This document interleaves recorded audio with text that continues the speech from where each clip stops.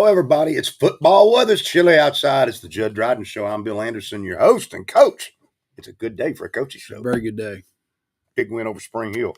Today's show is brought to you by SLC Firearms. Go inside Shelbyville Lumber at 917 North Main Street. What do? When we get to plumbing? Hang it right. You got to hang it right, and then you're there. Locally owned and operated. Hunting season's coming up. Get in there and check them out at SLC Firearms. They've got you covered on gun sales, cleaning, gunsmithing, accessories, optics, and my favorite, the Hornady ammo. You can't beat Hornady ammo. It's the best on the market. Coach, we talked about David and I on our show that we try to do keys to the game was get off to a fast start. Mm-hmm. Don't give the other team much hope. Mm-hmm. I don't know how much faster of a start we could have got off to. I'm not sure we could have gotten off much faster. It was sack, fumble, recovery, score, and then we're off and running. So it was a good way to start a football game. It sure was. Maddox Wright, we'll talk about him in a minute. He's our offensive person of the week this week.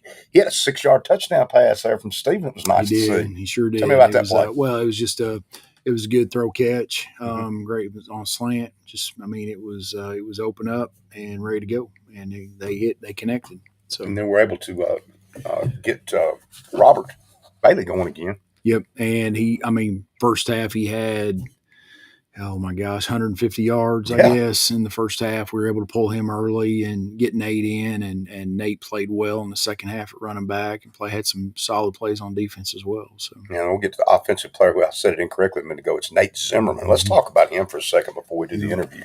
I think he had 11, 12 rushes, 78 yards, and he had 3 touchdowns. Yep, he did. He is coming into his own as a running back. He is much more a defense football player than he is an offense football player. But he keeps his feet moving, and he's incredibly patient, and he's very vertical in the way he runs. So we're excited about what he brings to offset what Robert does.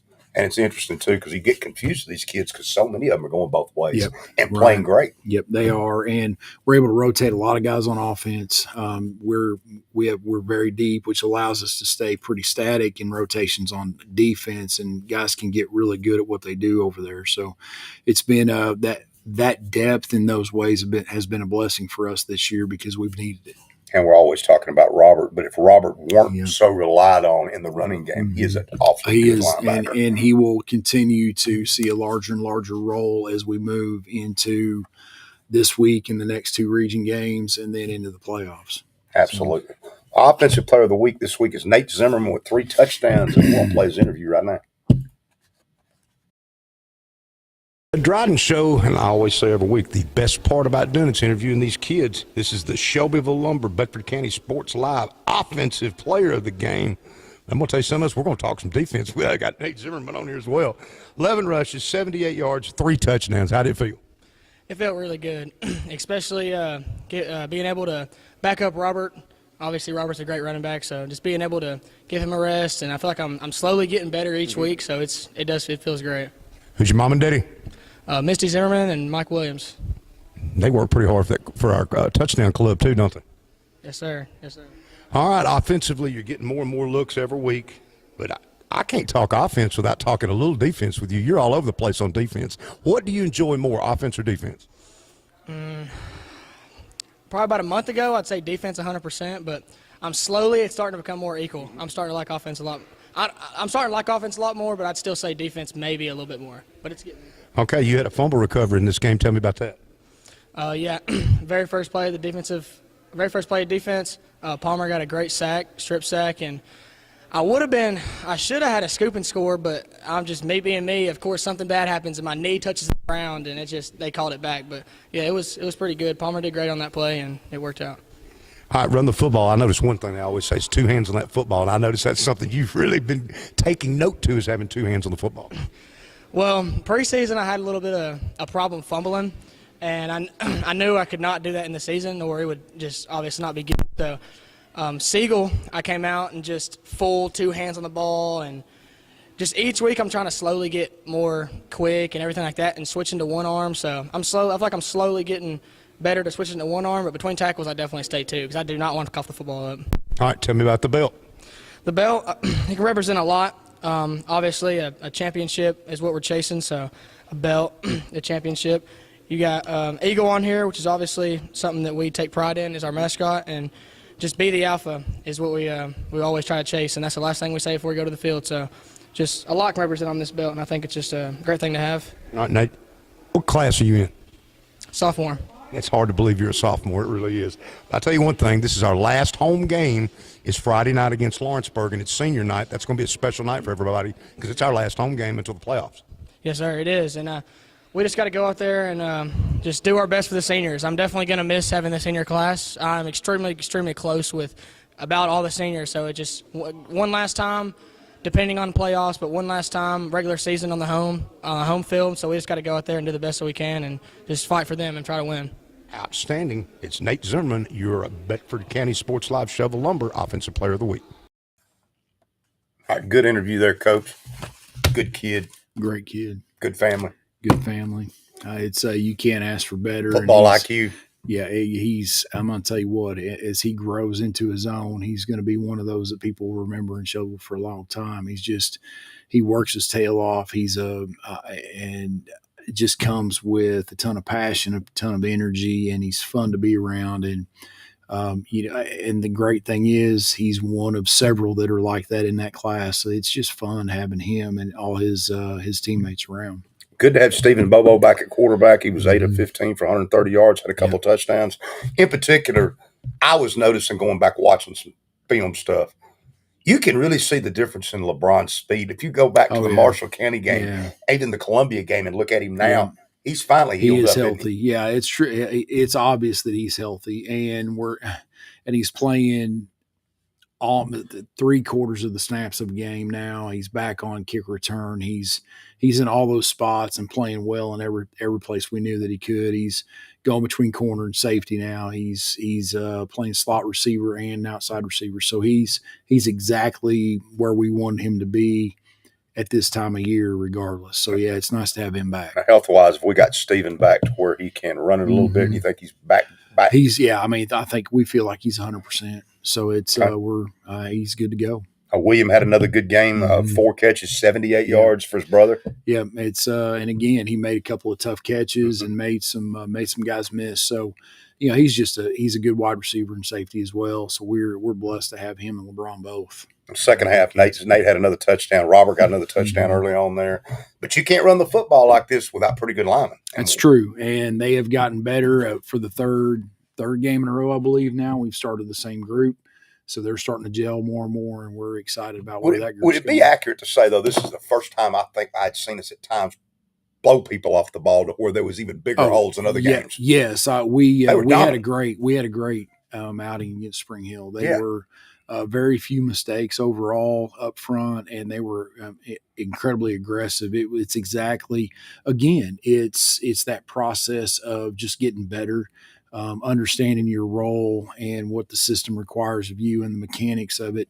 I mean, when we talk about starting 2 sophomores and a converted tight end, we had 3 brand new starters. So it takes time, and to see them starting to come into their own when it really and truly matters is big for us.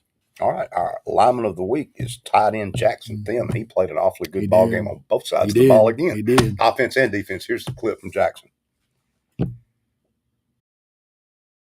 Time for our lineman of the week, and a second timer this time, Mr. Jackson Thiem. And Jackson, who are your parents? Eric and Melissa Thiem. All right, this time you're on the show for offense. Coach said you graded out at 95% blocking from the tight end position. How did it feel the other night? It was good. I think I really bumped up my aggressiveness and just got some better blocks off. All right, tell me about the chain. It represents you're only as strong as your weakest link. So if one player doesn't do their job, it just messes up everybody. All right, how important is the tight end position in our offense in blocking for Robert and everybody else, even in pass protection? I think I play a big role just because we have so many plays that I have a key block in it, and if I miss it, the play's over. So, yeah. When are you gonna get me a touchdown, catch me a football, and run it in for me? Hopefully soon, but I don't get the ball too much. All right, I can't have you on either without talking about defense. Another stellar game defensively. You had a sack and a forced fumble. Tell me about that. Just doing my job, trying to get back there fast, and yeah. You're another member of this big sophomore class, which is a pretty good class that you're in. But this is senior night this week. It's Lawrenceburg. It's our last home game. Big night Friday night against Lawrence County. Yeah, I think just one more home game with our seniors is going to be special. I think we'll come out with a win. All right, the coaches, and the thing about Lawrence County is they like to run the wing tee, which you don't see a lot of that anymore. What challenges defensively do they bring? Because what they're trying to do is limit the amount of possessions is what they're trying to do. And they've done pretty good with it. They make you play an ugly football game. What y'all's playing? Just get big on defense and stop them 3 and out. Especially on third down, that's going to be a key. Getting off the field and not letting them have those 10, 12, 15-play drives. Yep. We need to get them off the field fast on defense and then come out explosive on offense. All right, your Bedford County Sports Live Shelbyville Lumber Lineman of the Week, Jackson Thiem, and we'll be right back. Another outstanding young man, Coach. Yeah, he is, and that's you got to love how he answers that question like a linebacker. You just got to do. I was just doing my job. Do my job. Yeah, just read my key, do my job, and that's what he does.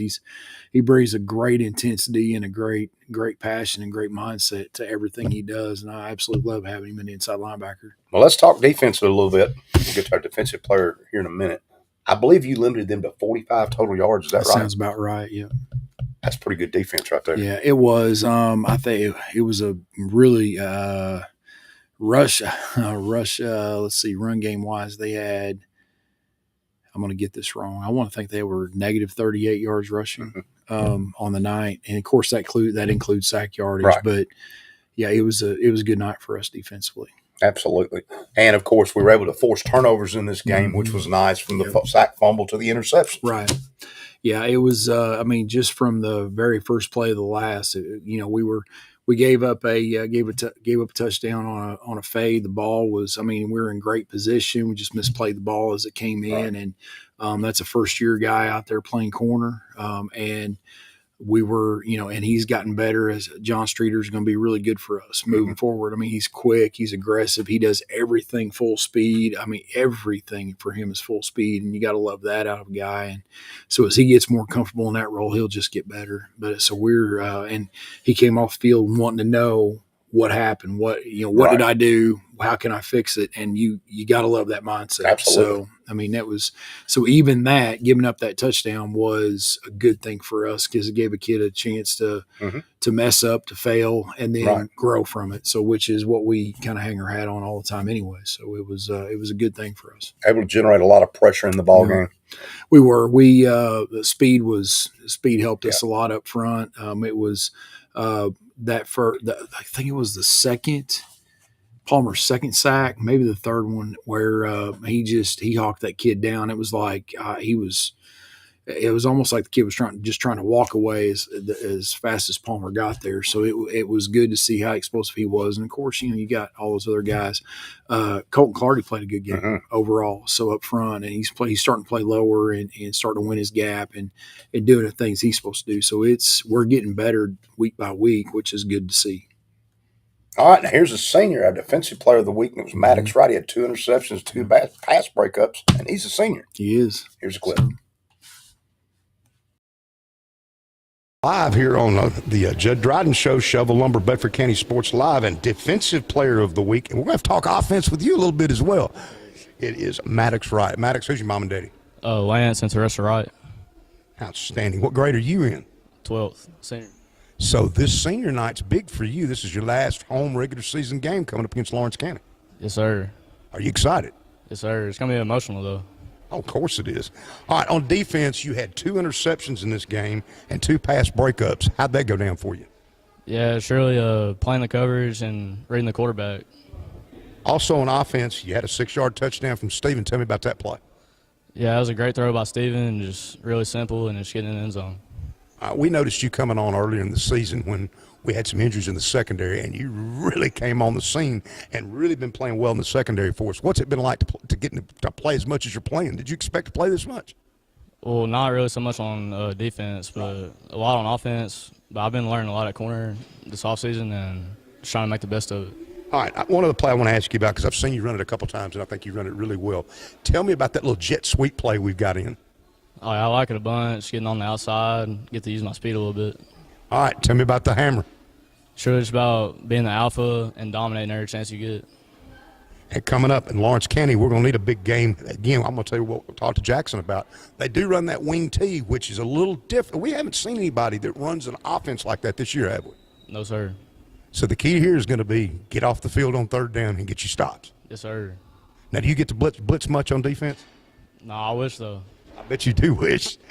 Well, this is our defensive player of the week, and it's Maddox Wright. 2 interceptions, 2 pass breakups, and he had a touchdown as well. Get out and support the Golden Eagles on Friday night.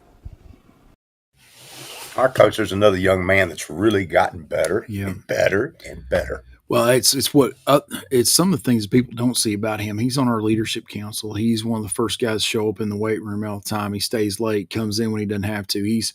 He's been the guy that epitomizes work.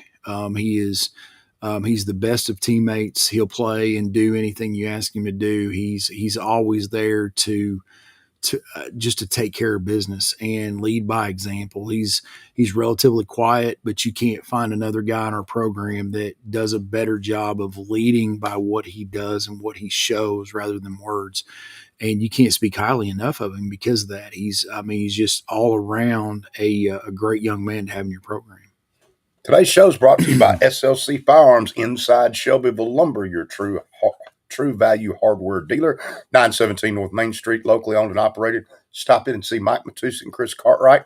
Hunting season's coming up, and SLC Firearms has got you covered. Whether you want to buy a gun, get one cleaned, you need gunsmithing, accessories, anything you want, they've got it at SLC Firearms right here in Shelbyville. As always, Coach, let's talk about the district for a minute. Mm-hmm.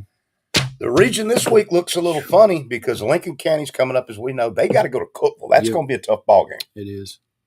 Yeah, Cookeville's playing well, and so we'll get a good look at what Lincoln County truly has whenever they see them up there. That's going to be interesting. It's on the road too, and then Tullahoma's at Warren County. Columbia is at home to Franklin County. Yeah. And Spring Hill's got their bye week. The strange thing last week is we were the only 2 teams in the region had a game. It was crazy. We go in to check. I knew it, but I had forgotten until I went to check scores on the way home, and I'm like, oh my gosh, we're like the only 5A team in Middle Tennessee that played. So everybody's off. Yeah. Yeah. Of course, we got Lawrenceburg here at senior night.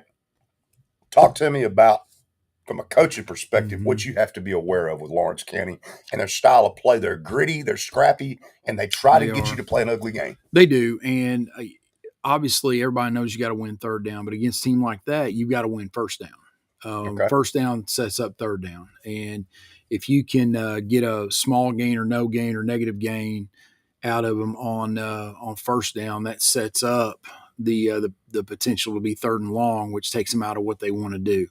So that offense or defensively, that's big for us. Is we got to win first down. We have to, we've got to be able to line up right. It's still the same things as always. You got to line up right. You got to line up right, fit it right, and go make a play.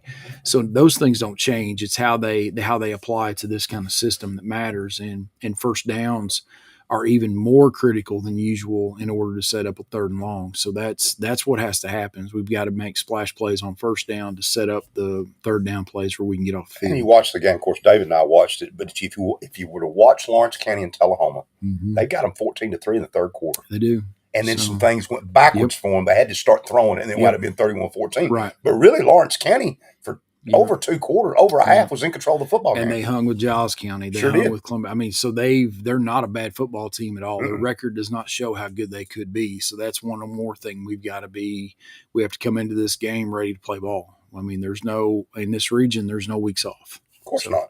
Senior night, what we got special? We'll have our pregame senior night, festivities. They'll all be recognized. You have them, cheer and band. They'll all be recognized pregame. And then we'll line up and play football. Can't wait for it. Yeah. That's this Friday night, right here at Shelbyville, last home game before the playoffs.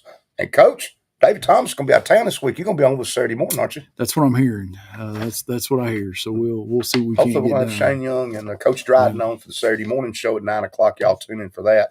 Get out and support Shelbyville, their last home game. Today's show is brought to you by SLC Firearms, 917 North Main Street, right here in Shelbyville.